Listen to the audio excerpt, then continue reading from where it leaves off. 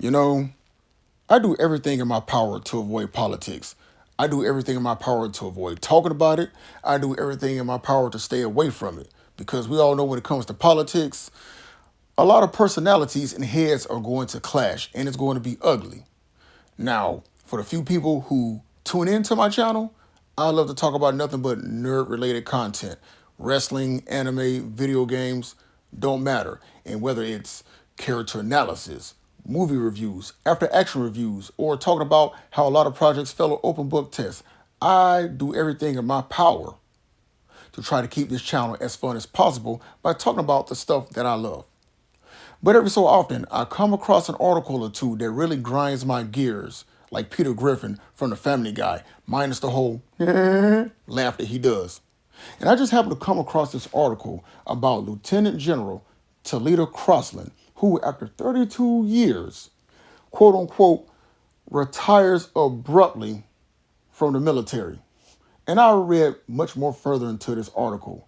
Now, you trying to tell me a woman who from 2023 to 2025 was the director of the Defense Health Agency, and before that, she was a deputy surgeon general of the United States Army, all of a sudden just up and just leaves. Now, I'm not the smartest person in the world. I'm not the brightest bulb in a pack of light bulbs, all right?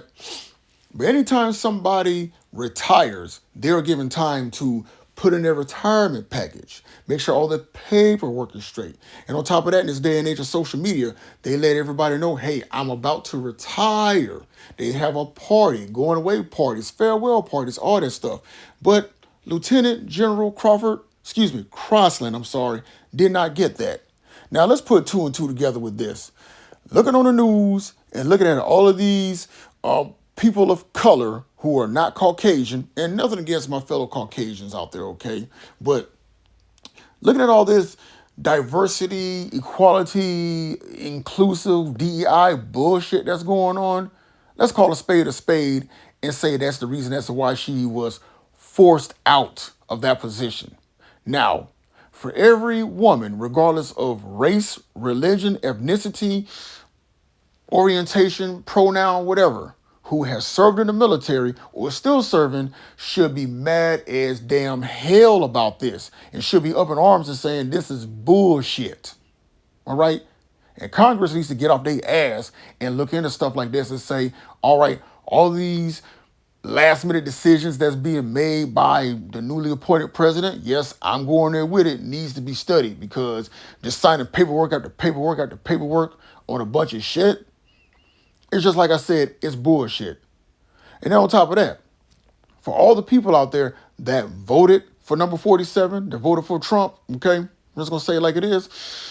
I know a lot of them are mad as hell because he's doing away with a lot of jobs. He's doing away with a lot of things. Now, I'm not telling nobody who to vote for, who not to vote for, but if you're going to vote for somebody, make sure that you know a lot that you know about them and not because they're selling you something good. In other words, they want you to pick up what they're putting down.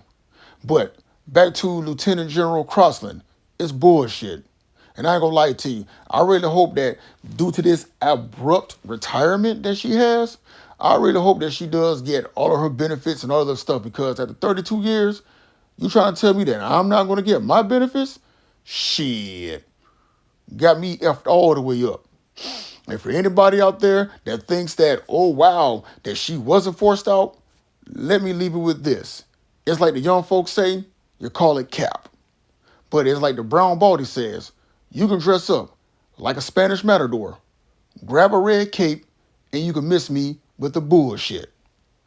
Just my thoughts, just my opinion, and as always, just saying.